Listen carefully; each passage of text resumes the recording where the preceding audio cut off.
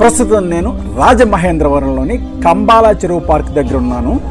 ఇక్కడ ప్రతిరోజు రాత్రి 7 గంటలకి మరియు 8:30కి ఒక లేజర్ షో చాలా చక్కగా జరుగుతుంది. పార్క్ ని రాజమహేంద్రవరం మున్సిపల్ కార్పొరేషన్ వారు చాలా చక్కగా నిర్వహిస్తున్నారు. రండి చూద్దాం.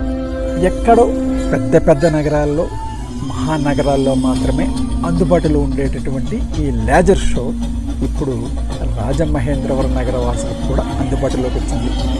మరి రాజమండ్రి మీరు విజిట్ చేసినట్లయితే మరి తప్పకుండా కంబాల చెరువు పార్క్లో ఉన్నటువంటి ఈ లేజర్ షోను కూడా తప్పగా దర్శించండి.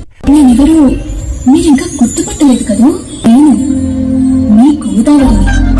ఎక్కడో త్రయంబకేశ్వర్లో చిట్టి చిట్టి తప్పటడుగులు వేస్తూ మొదలైన నా ప్రయాణం నాసిక్లో పరుగొందుకొని మన రాజమహేంద్రవరం జనాల మనసుల్లోని ఊతులు తెలుసుకొని కోనసీమ దాటి సాగర సంగమంతో ముగుస్తుంది.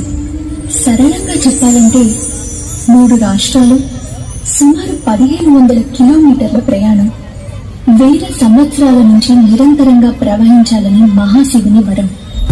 పూర్వం బ్రహ్మగిరి పర్వతం పైన తపస్సు చేసుకుంటూ ఎన్నో పుణ్యకార్యాలు చేస్తున్న గౌతమ మహర్షి పైన ఇంద్రుడి మాయ వల్ల, ఇతర ఋషుల అపోహ వల్ల గోహత్య పాపం మోపబడింది. మహర్షుల సలహా ప్రకారం గౌతముడు మహాశివుని కోసం ఘోర తపస్సు చేశాడు. ఆయన తపస్సుతో ప్రసన్నుడైన మహాశివుడు వరము కోరుకోమనగా గౌతముడు తనని గోహత్య పాపం నుంచి విముక్తి కలిగించమని వేడుకున్నాడు. శివుడు తన జటాజూటంలో ఉన్న గంగని దించి ఔదుంబర వృక్షం వేర్లలో విడవమని ఆజ్ఞాపించారు. దిగి వచ్చిన గంగా మహత్యంతో గౌతమ మహర్షి తన పాపాలన్నీ కడిగేసుకున్నాడు. గౌతముడికి వరంగా వచ్చింది కాబట్టి గౌతమి అని, దక్షిణంలో వెలిశాను కాబట్టి దక్షిణ గంగ అని, గోహత్య పాపం నుంచి విముక్తి కలిగించాను కాబట్టి గోదావరి అని నన్ను పిలుస్తూ ఉంటాను. మొదటి విష్ణువర్ధనుడే ఈ పంచగిరుల మధ్య నగరాన్ని కట్టించి దానికి రాజమహేంద్రవరం అని ఘనమైన పేరు పెట్టాడని ఒక నానుడి ఉంది.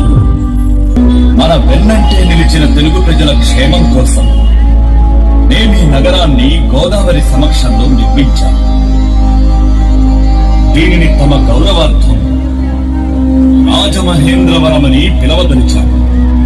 అందులో వస్తున్నారు ఆయనే మన రాజమహేంద్రవరం నగరం ముఖ్య కథలోని కథానాయకుడు. 1022 నుండి 1061 వరకు సుమారు 40 సంవత్సరాలు దిగ్విజయంగా పాలించిన